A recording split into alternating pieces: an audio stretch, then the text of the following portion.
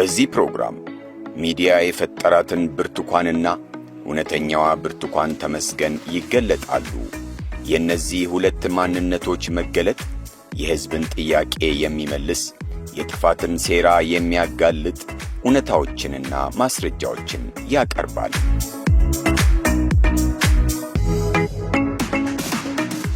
ብርቱካን ሁለት መልክ፣ ሁለት ጠባይ፣ ሁለት ማንነት እንዲኖራት ሶስት አካላት ሰርተዋል።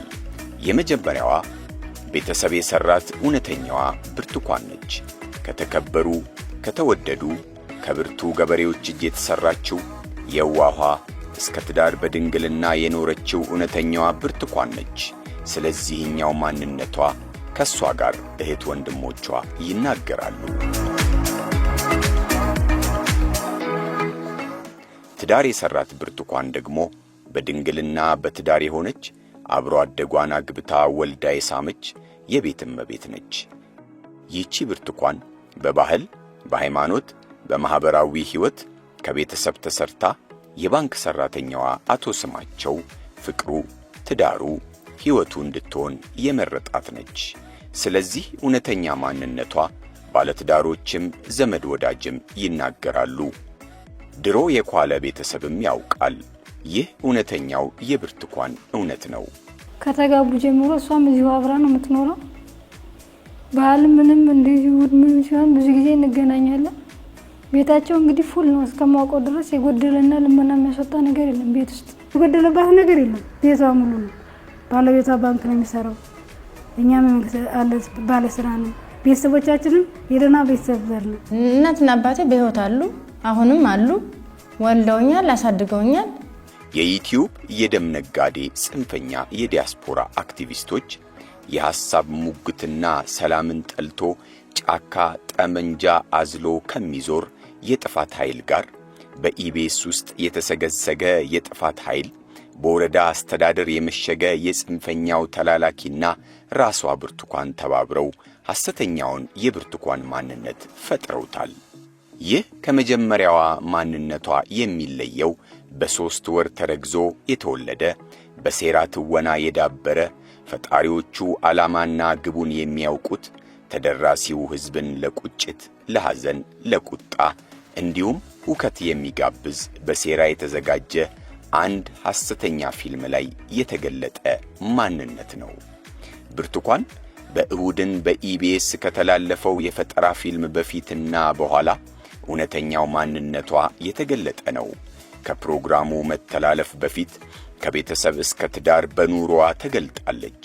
ከፕሮግራሙ መተላለፍ በኋላ ደግሞ በመሪር ጸጸቷ ይህ ነገር ትክክለኛ አይደለም፣ ትክክለኛ ነገር አይደለም። እውነታው ምንድነው? ለትወና ብለው ወስደው ነው ይሄን ነገር ያሰሩ። ስለዚህ ሙሉ ነገሩ ትወና ነው የተሰራው እንጂ ሙሉ እናት አባት አለኝ፣ ወንድም አለኝ፣ አክስት አጎት አለኝ። ቤተሰቦቼ በእንደዚህ አይነት ሁኔታ ነው የሚኖሩት። እኔ ደግሞ ባለ ትዳር ነኝ፣ የልጅ እናት ነኝ። አግብቼ ተድሬ ተኩዬ የወለድኩት ልጅ ነው እንጂ በእገታ ምክንያት የወለድኩት ልጅ አይደለም። ስለዚህ እኔ ልብ ኬዝ ታማሚ ነኝ፣ አዎ ታማሚ ነኝ። ሌላ ነገር ግን የለም ብዬ እዚህ ጋር መዓዛ መሐመድ፣ ተስፋዬ ወልደ ስላሴና ሌሎች የዩቲዩብ የደም ነጋዴዎች በየዋህ ኢትዮጵያውያን ሴቶች ላይ የሚቆምሩትን የጭካኔ ቁማር ማንሳት ያስፈልጋል። ብርቱካን ለሴራ ድርሰታቸው የተዘጋጀች ተዋናይ ነች። ከትወናው በኋላ ትዳሯ፣ ሕይወቷ፣ ልጇ ጉዳያቸው አይደለም። አንድም በፌዝ ደውለው ተዘባብተውባታል። በሌላም በኩል ሕይወቷን ነጥቀው ቀጣይ ትርምስ ለመፍጠር ወደ ገዳይ ቡድናቸው ካልወሰድንሽ መንግሥት ይገድልሻል ብለው ያስፈራሯታል። ከብርቱካን ስልክ የተገኘውን ማስረጃ እንመልከተው። እህቲቱ እየሰማሽ ነው? እህቷ ሲሙን ተብረሽ ታይ እሺ፣ የምትፈልጊያት ከሆነ ሄሎ አቤት። አርቲስቷ አፈር ልብላ። እንዴት ነህ? ደህና ነሽ? እግዚአብሔር ይመስገን። ህዝቡን እኮ ያነጋገርሽ እኮ ነው። ግማሹ አንቺን ይደግፋል፣ ግማሹ ይሄ ነገር ውሸት ነው ይላል። ማርያምን አዎ ሙሉ አካል እያለኝ ያደራ እንደው ልመና ሰውጣ አያሳዝንም።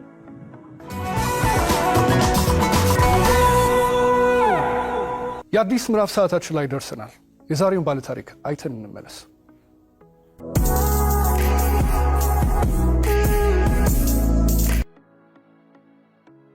ህዝቡ እንደዚህ ተጎድታ ብሎ ውስጡ እያዘነ እያለቀሰ እኔ ሉላ አቅፋት ስታለቅስ ማለት ነው ለሉላ አልቅሻለሁ፣ ለልጅቷ ሳይሆን እውነት መስሏት እንደዚያ በመሆኗ ለእሷ አዝኛለሁ።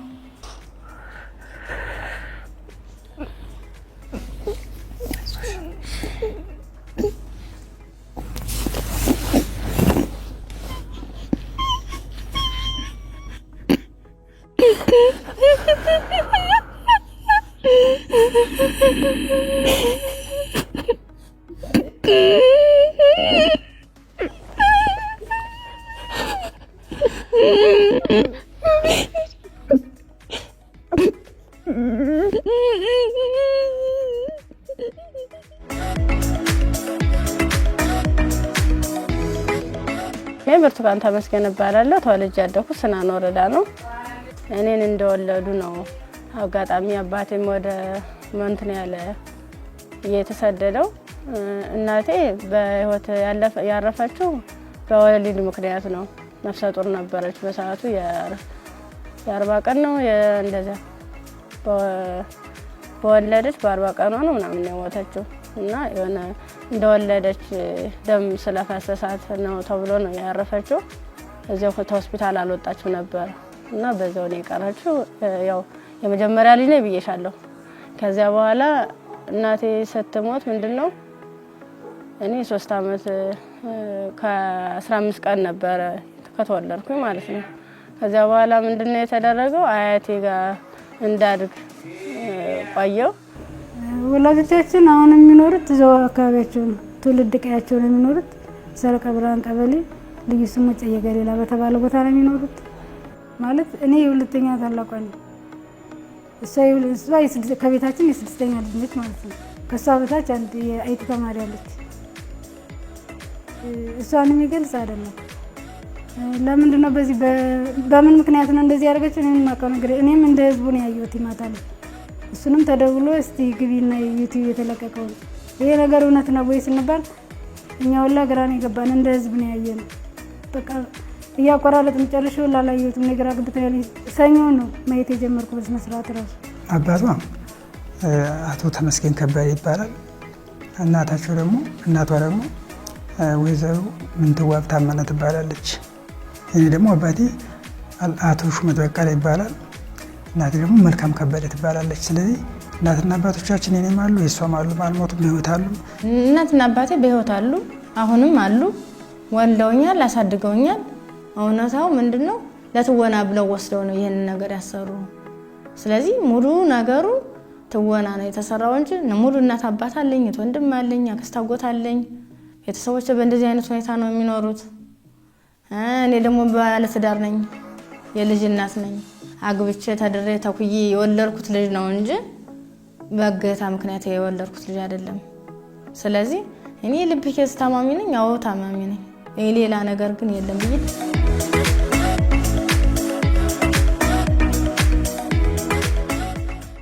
ብርቱካን ያው ስራ ጎጃም ሁለቱና ሲወርዳ ሰረቀ ብርሃን ቀበሌ ነው ተወልዳ ያደገችው። እሷ ቤተሰብና የኔ ቤተሰብ እዛው አንድ ደብር ላይ ነው ያሉት። ከዛ ጀምሮ ቤተሰብ ሰላም ነው፣ እነሱ በደንብ ይግባባሉ። ከዛ በኋላ እሷ ከኔ በኋላ ወደ ኋላ ትሆናለች። እሷ ትምህርቷን እየተማረች ሞጣ የሚባል የተማረች ከ8 እስከ 12ኛ። ከ3 ወራት በፊት የተጻፈው ሐሰተኛ ተውኔትና በአንድ ወር የተከወነው ድራማ ሌላው ገጽታ ደግሞ የትምህርት መስክንና የተማረችበትን ዩኒቨርሲቲ ሐሰተኛ መረጃ በመፍጠር ታልሞ የተሰራበት ነው። በኢቢኤስ ቴሌቪዥን የተሰገሰገው የጥፋት ኃይል አየር ላይ በዋለው የቴሌቪዥን ፕሮግራም የሐሰተኛ ድራማውን መነሻ መቼት ደምቢዶሎ ዩኒቨርሲቲ መሆኑን የተገለጸበት የተላለፈ ሲሆን ይኸውም ከዩቲዩብ ላይ ሲጫን ሆን ተብሎ እንዲቆረጥ ተደርጓል። ከዋናው የድራማ ቃለ መጠየቅ ላይ ያገኘነው መረጃ ብርቱካን በደምቢዶሎ ዩኒቨርሲቲ የፋርማሲ ተማሪ መሆኗን የገለጸችበት ይሁን እንጂ በወቅቱ ብርቱካን የ12ኛ ክፍል ተማሪ መሆኗን ማረጋገጥ ችለናል። ታገቱ ከተባሉ ተማሪዎች ውስጥ ስሟም አልተገኘም። 12ኛ ክፍል ስደርስ ውጤት ከመጣ በኋላ ወደ ዩኒቨርሲቲ ተመደብኩኝ። ዩኒቨርሲቲ ምድብ ስመደብ ሀረማያ ዩኒቨርሲቲ ነው የመጀመሪያ ምድቤ ነበር። ከመጣው በኋላ መኪና ላይ እንገናኛለን። የት እየሄድሽ ነው እላታለሁ። አይ ዩኒቨርሲቲ ደርሶኝ እየሄድኩ። የት ነው የደረሰሽ? ደምቢዶሎ ዩኒቨርሲቲ ስለኛለች። በላይነሽ ነው የምትባል በሰዓቱ። ከዚያ እና ታዲያ እኔ እኮ እንዲሆኑ በቃ እንድሄድ አልፈለኩም፣ ምክንያቱም አባቴን አስታውስበታለሁ። እዚያ እንሂድ እንዴ? አይ መጀመሪያ ጠይቂያቸው ሄርን ይዛኝ ሄደች። እሷ የባለ ሀብት ልጅ ስለነበረች ትራንስፖርት ስከፍልልኝ ያችን 300 ብሯን በእጅ ይዣታለሁ። ሄርንና ሬጅስትራል ብሩን እንጠይቃለን። በዚህ ሁኔታ ነበረ እንዴት ላድርግ ብዬ ሳናገራቸው ክፍተት ቦታ ካለ ችግር የለውም አለ። ከዛ በሰዓቱ አይ በቃ እንትን የማታስመዘግቡ ከሆነ ልሄድ እዚያ እንዳያልፈኝ ሄጀም የማርፍበት ሄጀም የሚያስተምሩኝ ነገር አይደለም፣ ሰው ቤት ነው የምኖረው ምናምን ስላቸው ምንም ችግር የለውም። ከዛ እንደውም አጋጣሚ በናቹራል አለ ሶሻል ተማሪ ከሆን ሂጅ አለኝ። አይ ናቹራል ለኝ አልኩትና ዶክመንት ሰጥቼ ይኸው ተመዘገብኩኝ።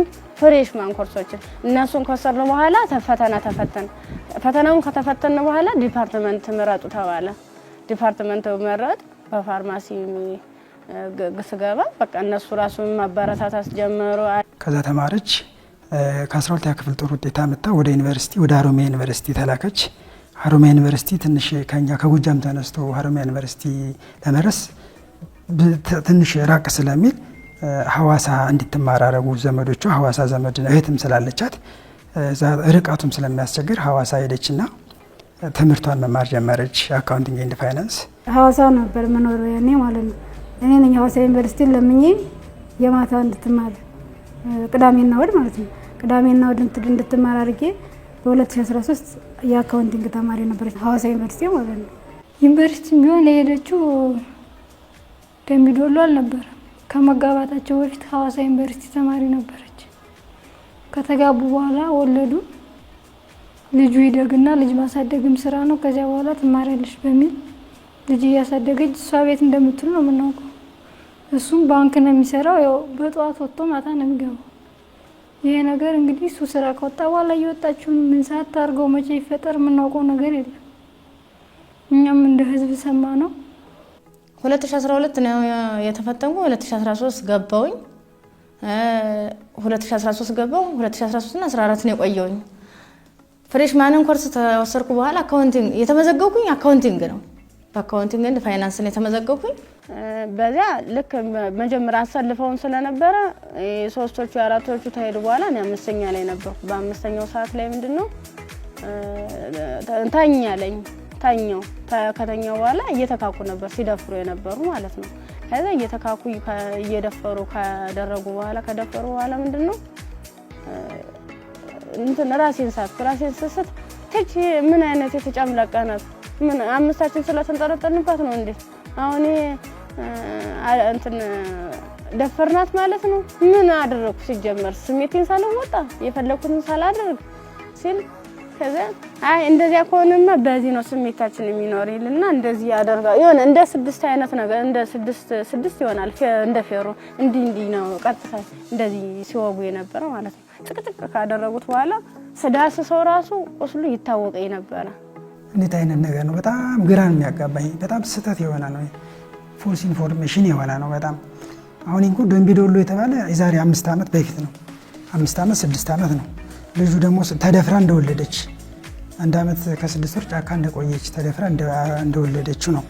ልጁ ግን ስንት ዓመቱ ነው? 2 ዓመቱ ነው። ስለዚህ የዛሬ 6 ዓመት 5 ዓመት ትደፈር ነው። የዛን ልጁ ስንት ዓመት የሆነው ነበረ? 5 ዓመት እና ከ4 ዓመት በላይ የሆነው ነበረ። ግን ልጁ ስንት ዓመት ነው? ገና 2 ዓመት ነው። እና ተደፍራ ታግታ ደምቢዶሎ የሚለው በጣም ውሸት ነው። አታውቀውም። ደምቢዶሎ ቤት እንደሆነ ራሱ ዩኒቨርሲቲ ቤት እንደሆነም አታውቀውም። ስሙንም ላታውቀው ትችላለች። የዛ ደገና ነበረ። ስለዚህ ይህ በጣም የተሳሳተ ነው። 2014 ተጋባን። 2014 15 16 17 ኦልሞስት እንግዲህ ወደ 4 ዓመት እየመጣ ነው። አብረን ነው የምንኖረው። ከተጋባን በኋላ እሷ ሜዳ አታውቅም፣ እኔ ሜጅ አላውቅም። አብረን ነው የምንኖረው። ምንም ነገር በማላችን ነገር የለ። ከእህቴ ጋር ነው ቀላቅሎኝ የተመለሰው ሐዋሳ ማለት ነው። ከሐዋሳ ውጭ ከደብረ ማርቆስ ከሞጣ ከምናምን ውጭ ማውቀው ነገር የለም። ማህፀኔን የጨቀጨቁ ከአንገት በላይ ደግሞ እንትን በምንድን ነው ጭንቅላቴ ነው ሁለቴ ሲመታኝ ይሄኛው ተከፈተ ጭንቅላቴ ማለት ነው። ከዛ የሆነ ሚንትን የሚልም ነገር አለ ቢላ ማለት ነው በሱ ይፈቀፍቀዋል ጻጉሬን ማለት ነው። ሲፈቀፍቅ እየደማ ነበረ። በዚህ ሚተለትላሉ እንደምላጭ አይነት ነገር ይዘዋል። ይሄ ሁሉ ትልትል ነው ቀይ ነበርኩኝ። ይሄን ማንጸዲ ከተጨቀጨቀ በኋላ ምንም ማለሰውስ ሜትተጣል ምንሆን ግን ምንድነው በስድስተኛ ቀና ብዬን ተሰል ምንም ነገር የለም። ከጎኔም ረሳለ ከጎኔም ልጅ ተርትላለች። በቃ ከሷ የተሻልኩ ስለሆነ የለበስኩትን አረቄን ልብስ ሙሉ ጫርጌ አውልቄ እንትን አሰርኩት። ይሄን ተንትኑ ጋር አጣብቄ አስሬ በፍጹም የሚታይ ጠባሳ ምንም አይነት ጠባሳ የለም። ምክንያቱም ሚስቴ ናት፣ አብረን ነው የምንኖረው። አብረን 2014 ተጋባን፣ አሁን 2017 ነው። ኦልሞስት 3 ዓመት ሆኖናል። ከ3 ዓመት በላይ ሆኖናል። እንግዲህ ፊልሙ የተሰራ መች ነው እንግዲህ መቼውን አይታወቅም። ከኔ ጋር እየኖረች እንዴት አይነት ፊልም ነው የሚሰራ? እንዴት አይነት ተደፈረች ነው የሚሰራ? እንዴት አይነት ለ6 ተደፈረች ታገተች ነው? ይህ በጣም ግራ ነው የሚያጋባ። ለትወና ብለው ሲያቀርቡ ትክክለኛ የተናገሩት ነው። ትወና አንድ ነገር ሲሰራ የተሰራውን ስራ ልክ አስመስለህ የምትገልጸው ነው እንጂ ሆኖ በተግባር እንዲተደርጊያለሁ እንዲተጨጭቂያለሁ እያሉ ብልትን እያሳዩ ጭንቅላትን እየዳሰሱ የተከፍሎ የተፈልጦ የተባለ አይደለም። እኔ ሙሉ ጤነኛ ነኝ። ዊዛውት ከልቤ ውጭ ሙሉ ነገር ጤነኛ ነኝ። እግዚአብሔር ይመስገን። ባለሙያ የሆነ አካል ማየት ይችላል። ልክ በራሳቸው መኪና ነው ወስደውኝ አምጥተው እዚህ ጣሉኝ፣ አዲስ አበባ ማለት ነው። እዚያ ቁጭ ብዬ እየለመንኩኝ ታገኘኛለችና እዚያ ራሴን ሁሉ ሳትኩኝ። ቡና ባንክ ነው የምሰራ፣ ኮልፌ አጠና ተራ ቅርንጫፍ የደንበኞች አገልግሎት መኮንን 3 የሚባል ፖዚሽን ነው ያለው። እንደዛ እኛን ማገለግል ባንኩ አሪፍ ይከፍለኛል። ለኔ የሚያንሰኝ አይደለም። ለቤተሰብ ማስተዳደር በሱ ነው። ስለዚህ የኢኮኖሚ ችግር እንደሌለ ሁሉም ያውቋል። ተከራይተን የምንኖርበት ያውቋል። ደረጃ እንደምንኖር ችግር እንደሌለብን ያውቋል። ምንም አይነት ነገር ሌላ እርዳታ እንደምንጠይቅ ማንም ያውቋል። እንደማንጠይቅ በራሳችን በእኔ ደሞዝ እንደምንተዳደር እሷንም በእኔ ደሞዝ እንደማሳከም ሁሉም ነገር ያውቃል። ቪዲዮ ላይ ያየሁትና እዚህ ጋር ያለው ነገር ይለያያል። ምክንያቱም በቤት ውስጥ ሙሉ ቤቷ እንደሆነ ነው የማውቀው። እንደማንኛውም ሴት ጋግራ ነው የምትበላው፣ እሱ ሰርቶ እንደሚገባ ነው። እኛ ደግሞ ሚዲያ ላይ ሳይ በጣም ነው የደነገጥኩት። ለምን? ምክንያቱም እንደዚህ አደባባይ የሚያስወጣና እንደዚህ የሚያስብል ነገር ምንም ታሪክ እንዳላት አላውቅም። ልጁንም አውቀዋለሁ። ሁለተኛ ደግሞ ቶሎ እንትኔ ላይ መጣብኝ። ምንድነው የለበሰችው ቢጃማ አጋጣሚ ታጥቦ ተሰጥቶ ገመድ ላይቸው ነበር። ከተጋቡ ጀምሮ እሷም እዚሁ አብራ ነው የምትኖረው። ባህል ምንም እንደዚህ ምን ሲሆን ብዙ ጊዜ እንገናኛለን። ቤታቸው እንግዲህ ፉል ነው እስከማውቀው ድረስ የጎደለና ልመና የሚያስወጣ ነገር የለም። ቤት ውስጥ የጎደለባት ነገር የለም። ቤቷ ሙሉ ነው። ባለቤቷ ባንክ ነው የሚሰራው። እኛም ባለስራ ነው። ቤተሰቦቻችንም የደህና ቤተሰብ ነው። ወሎባት እዚህ ድረስ የምትደርስ ደረጃ ልጅ አይደለች። አሁንም ሚዲያው የሚያወጣው ነው። ተቸግራ መንገድ ላይ የሚያወጣ ነገር አላጋጠማት። በጤናው እየታመመች ነው፣ እየታከመች ነው። የልብ ኬዝ አለባት። ጴጥሮስ አሁንም ክትትል አላት።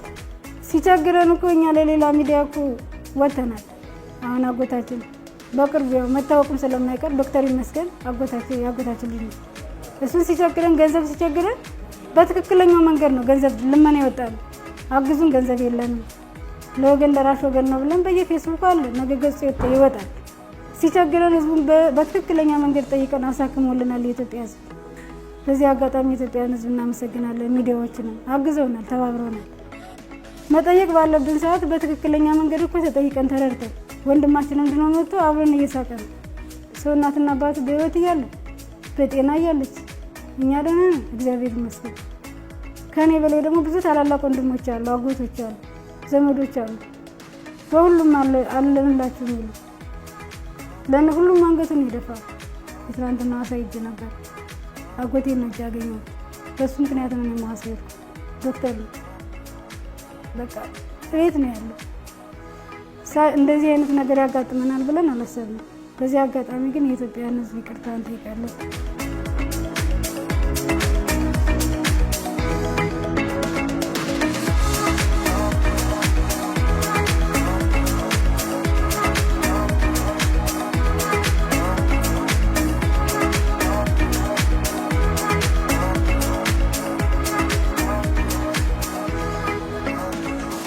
ሐዋሳ ዩኒቨርሲቲ እየተማረች እያለች 2014 ላይ ህዳር 5 ትዳራችንን ክፍለ ሀገር እናትና አባቶቻችን ባሉበት ከዚህ አብረን ሄድን። እሷ ከሐዋሳ መጣች። ከዚህ አብረን ሄድና ክፍለ ሀገር ላይ እናትና አባቶቻችን ባሉበት በሀገራችን ባህል ወግ መሰረት እዛ ታድረን እዛ ተጋብተን የተወሰነ እዛ ቆይተን ተመልሰን ድጋሚ መጣን ወደ አዲስ አበባና አዲስ አበባ ስንመጣ ቤት ተከራይተን መኖር ጀመር። ይህ ነው የተጋባንበት ሁኔታ ይህን ይመስላል። ተዋውቃቸውም የተጋቡትም በገጠር በባህላዊ መንገድ ነው። ግን ወደ በፍኖት እንትን አላቸው የትዳር ሰርተፊኬት ሰርግ ምናምን ነበረ። ስቱዲያቸው አዲስ አበባ ነበረ። ከዚያ ቤተሰብ ዶ እዛው ተደረገሰላቸው ተጋብተው ነው የመጡት። የእናት አባቶቻችን የዘመዶቻችን የጎረቤት የሁሉም ፎቶ ከኛ ጋር ከእሷ ጋር የተነሳ ፎቶ አለ፣ አንደኛ ማስረጃ። ከዛ ሲቀጥል ደግሞ የጋብቻ ሰርቲፊኬት አለ፣ የምስክር ወረቀት እነሷ በስነ ስርዓት ተጋብተን ባልና ሚስት መሆናችንን የሚገልጽ ዶክመንት እንዳለን። ሁለተኛ ሲቀጥል የልጃችን የልደት ካርድ አለው፣ የኔና የሷ እንደሆነ የልደት ካርድ አለ። ስለዚህ የሰርጋችንን ፎቶ አለ፣ ሶፍት ኮፒ የሰርጋችን ፎቶ አለ፣ የቤተሰብ ፎቶ አለ፣ የተጋባንበት ነገር አለ፣ በቂ ማስረጃ አለ። 2014 ህዳር ላይ ቤተሰብ ጋር ሄደው ነው የተጋቡት። እዛ ተጋቡ። ከዛ ወደ አዲስ አበባ ነው ተመለሱ፣ መኖር ጀመሩ። ትዳር ጓደኛ የመጀመሪያ ነው። ከሱ ውጭ ማንንም አላውቅም። ብዙ ወሬዎችን ባወራም ግን የኔ ነው ብዬ ያስኩትኝ ከሱ ውጭ ምንም የማውቀው ነገር የለም። የመጀመሪያው ነኝ። ልጃገረድ ነበርኩ። ነፍሰ ጡር ሆኜ ነው ጋብቻ የተፈጸመው። ምክንያቱም እኛ ከቀራረባችን አይተነሳ ለዚያ ቀጥታ ጎጃም ሄድን። ሰርጋችንን ካሰረግን በኋላ ተመልሰን የጋብቻ ሰርተፊኬቱን ይዘን ወደ አዲስ አበባ መጣን። አዲስ አበባ ከመጣን በኋላ ወደ ሐዋሳ መሄድ አልፈለኩም። አንደኛ ትዳር ይዣለሁ፣ ሁለተኛ እህቶች እዚያም ስላሉ ኦፊሻል እንዲላክልኝ እዚህ ለማመቻቸት ስላለብኝ አዲስ አበባ ማለት ነው እንጂ እዚያ ቀጥታ በአካል አልሄድኩም። ልጅ እንደተወለደ በሁለት ቀን ነው 3 ቀን አካባቢ ይመስለኛል እሷን አሟት ሪፈራል ወደ ባህር ዳር ፈለገ ጊዮን ወይም ጥበበ ጊዮን የሚባል ሆስፒታል አለ። ወደዛ ሪፈር ተላከላት። በሽታው ምን እንደሆነ አልታወቀም። እዛ ሲሄድ ግን 1 ሳምንት በኋላ 2 ሳምንት በኋላ የልብ ኬዝ እንዳለ ተነገረ። ቅዱስ ጳውሎስ ሪፈራል ላኩላት። ከቅዱስ ጳውሎስ ተከታተለ ቆይታ ደግሞ ጴጥሮስ ስፔሻሊቲ ሰርጀሪ ተሰራላት ልቧ። ስለዚህ ከዛኛው መረጃ ልብ ኬዝ እንዳለባት እሱ ትክክል ነው፣ ሌላው ትክክል አይደለም። የልብ ታካሚ ናት። እኔንም ማስተዳዳት እኔንም ማግዛት ከምናውን ከበር ማድረግላት እኔ ነኝ። አብረው እየኖሩ ልጃቸውን እያሳደጉ እሷ ከወሊድ በኋላ ልብ ኬዝ ተፈጠረ። እሱ እያሳከማት ክትትላላት። ሁሉ ነገር የሚያደርግ እሱ ነው። የመድኃኒት ሁሉ ነገር የሚሸፍን የሚያሳክማት እሱ ነው።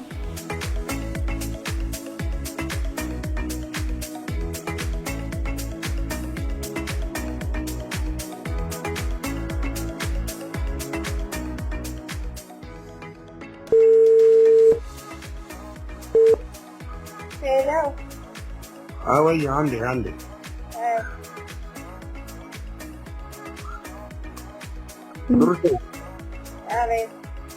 ይኸውልሽ እንግዲህ ከ1 ሰዓት በላይ ቀጥቅጬ ኦልሞስት 2 ሰዓት ሆኖ ስልክ አሁን ነቃች ከእንቅልፏ።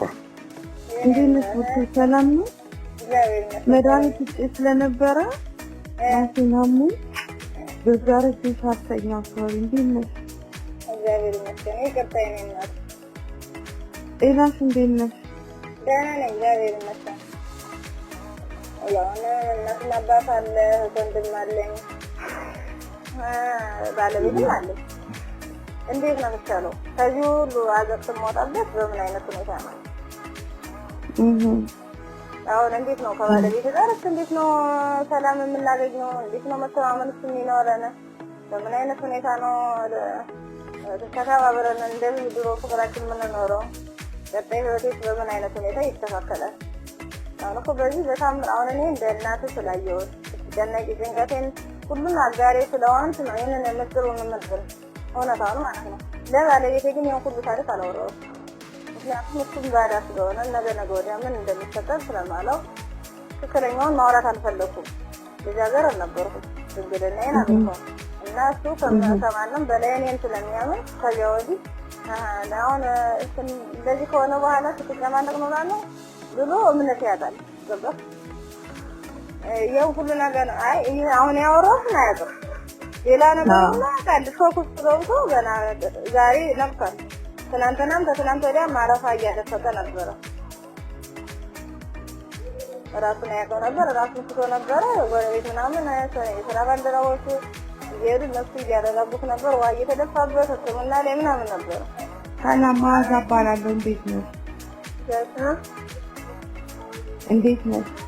እግዚአብሔር ይመስገን ሰላም ነው አለን ይመስገን። እንግዲህ እየሰማሁ ማለት ነው። ማዛ እባላለሁ። ማዛ ማመድ እባላለሁ። እሺ የት ነው ሰው? እኔ ኢትዮጵያ አይደለሁም። እሺ እኔ ጋዜጠኛ ነኝ። ከዚህ በፊትም ነግሬያታለሁ።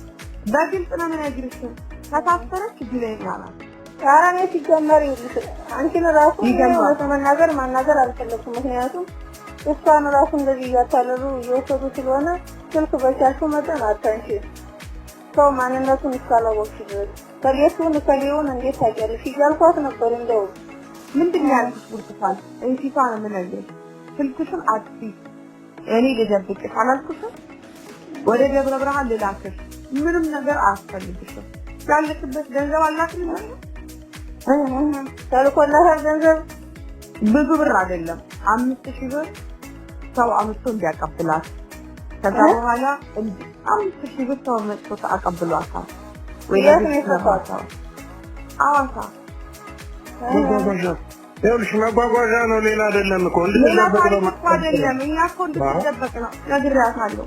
አዋሳ አያወጣሽም፣ ወደ ደብረ ብርሃን ያስወጣሽ። እዛ የሚጠብቁ ሰዎች ይኖራሉ። አርፈሽ እንድትቀመጪ ያስፈልግሻል። ህይወትሽ የሚተርፈው ከተደበቅሽ ነው ብያታለሁ። ማታ ደወልኩላት። እኔ በዚህ ስልክ ማታ ደወልኩላት። ለሊት ውጪ ከአዲስ አበባ በዚህ አቅጣጫ ይዤ ቀደም እንዳልኩሽ ወታደሮቹ ምን የሚቆጣጠሩ ፋኖስ የሚቆጣጠሩት ቀጠና ላይ ሄዳ እንድትቀመጥ ነው። ለደህንነቷ በማሰብ ነው፣ እንዳትሞት በማሰብ ነው።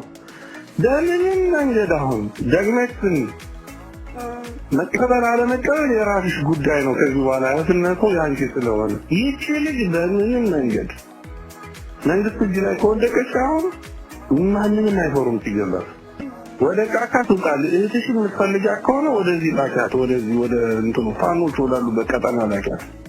ዶርም ይዛ ትቀመጣለች። የተወሰነ ድጋፍ የሚያደርግላት ሰው እንፈልግላታለን። ጊዜ ሲወጣ እንደዛ ነው መሆን ያለበት። አለያችሽን አታገኛትም።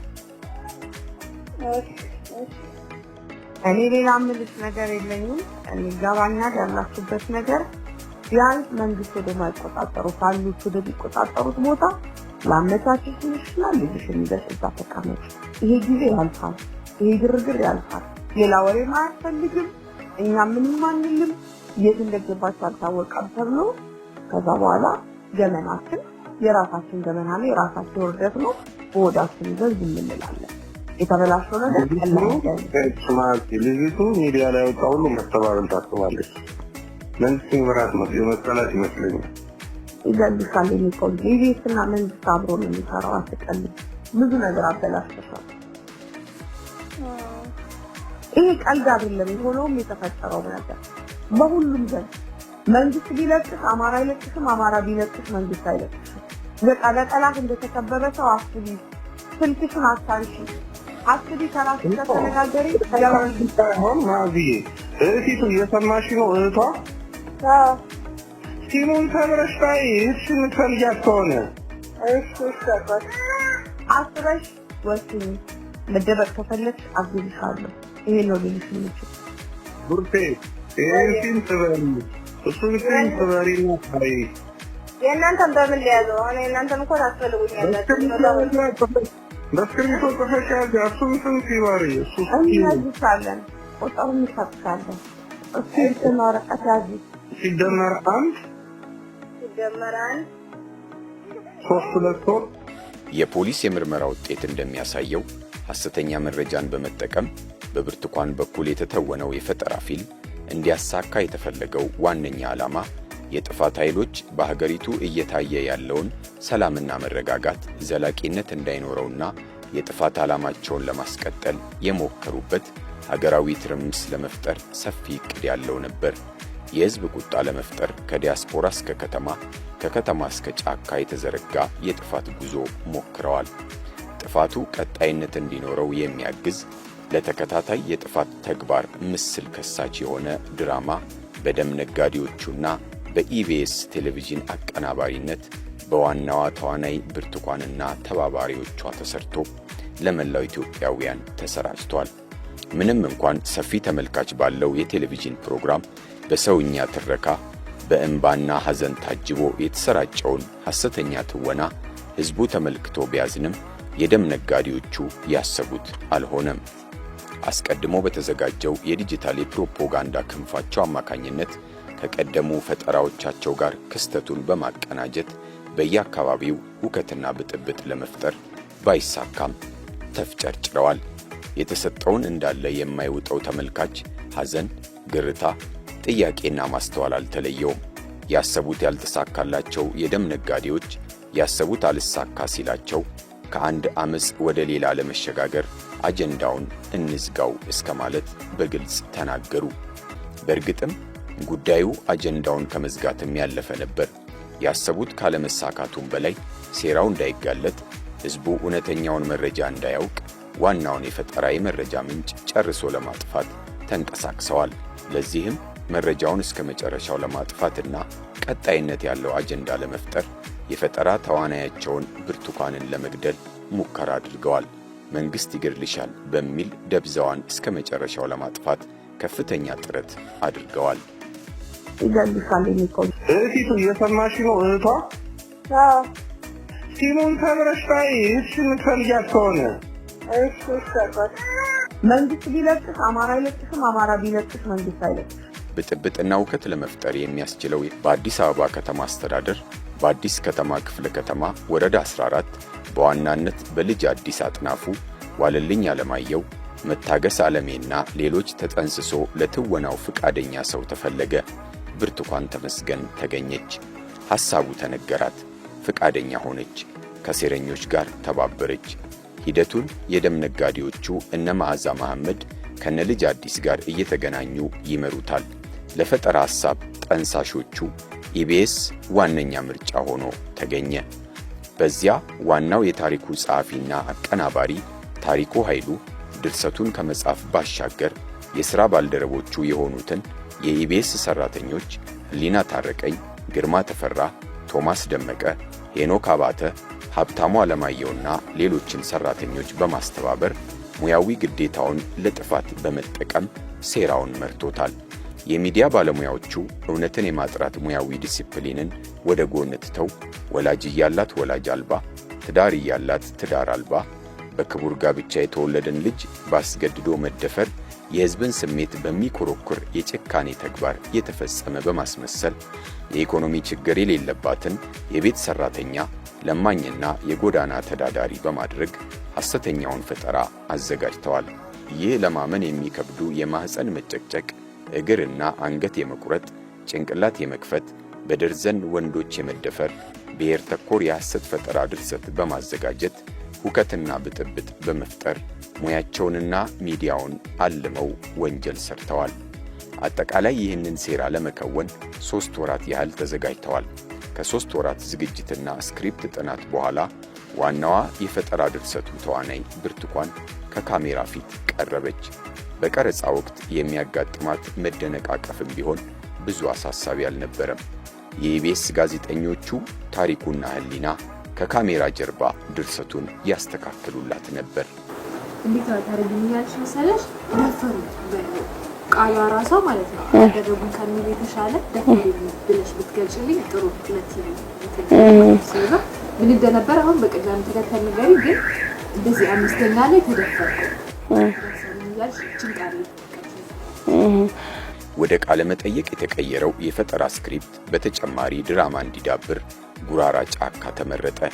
ለዚህም ተጨማሪ ሐሰተኛ ተዋናዮች እያንዳንዳቸው በ800 ብር ተቀጠሩ። አጋችና ደፋሪ የሆኑ ደፋሪ ሐሳዊ ተዋናዮች ሆነው በኢቢኤስ ካሜራ ተቀረጹ። ይህ የሴቶችን ስብዕና በሚያረክስ አግባብ የተቀናበረው ሐሰተኛ ድራማ መሬት ላይ እየከሰረ ላለው አንድነት ላሉት የዘመቻ ፕሮፓጋንዳ መሸፈኛ እንዲሆን ያሰቡት ያልተሳካ ቅዠት ነበር። በእርግጥም ጽንፈኛ ኃይሉ በአማራ ክልል ተንቀሳቅሶ በነበረባቸው አካባቢዎች ሕፃናትን ሳይቀር በየጫካው አስገድዶ ሲደፍር የቆየበትን ወንጀል በመሸፈን ራሱን ጻድቅ በማድረግና ሌላውን ደግሞ ጭራቅ አድርጎ የማቅረብ ሴራው የተጋለጠበት ነው።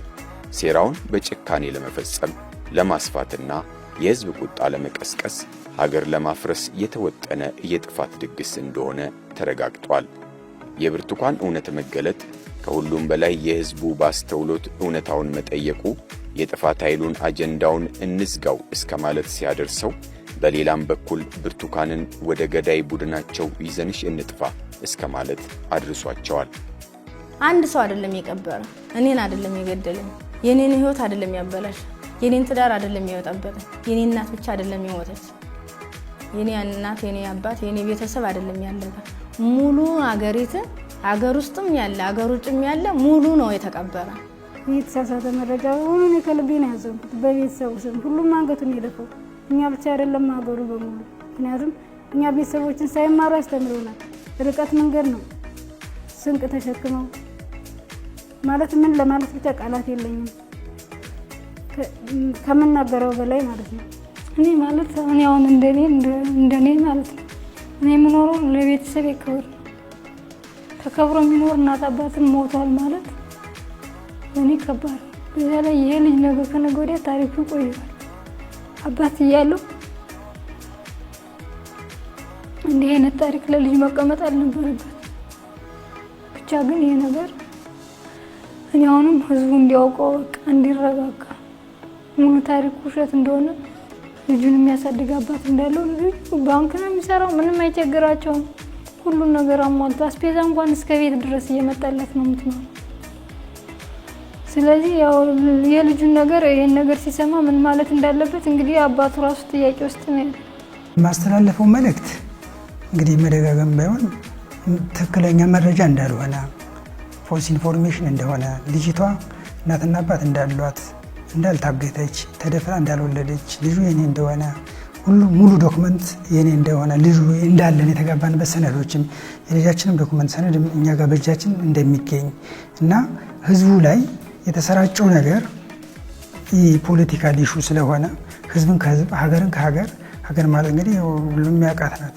ሀገር ከሌለ መኖር አንችልም። ስለዚህ ሀገርና ሀገር ይሄ ፖለቲካል ኢሹ ስለሆነ ይሄኛውን ለማራገብ ትክክለኛውን ኢንፎርሜሽን እንዲሰራጭ ነው የምፈልገው። ስለዚህ ይህ መሆን አለበት። ያኛውን ባለፈው የተወራውን የመቀልበስ አለበት። ይሄኛው ትክክለኛው ኢንፎርሜሽን ይወጣና ለህዝቡ ማስተባበል መናገር ያስፈልጋል። ምክንያቱም ህዝቡ እውነቱን ሐሰት አላየው ሚዲያ ላይ ወጣች። ያን ሚዲያ ይዞ ሚዲያው ደግሞ እውነት ነው ተብሎ ስለሚታሰብ ትክክለኛ መረጃ ይቀርባል ብሎ ስለሚያስብ ህዝቡ ያኛውን እያዘ በየእንትኑ እንትን አለው። ስለዚህ ትክክለኛ ኢንፎርሜሽን አይደለም፣ መስተካከል አለበት ብዬ ነው የማስበው።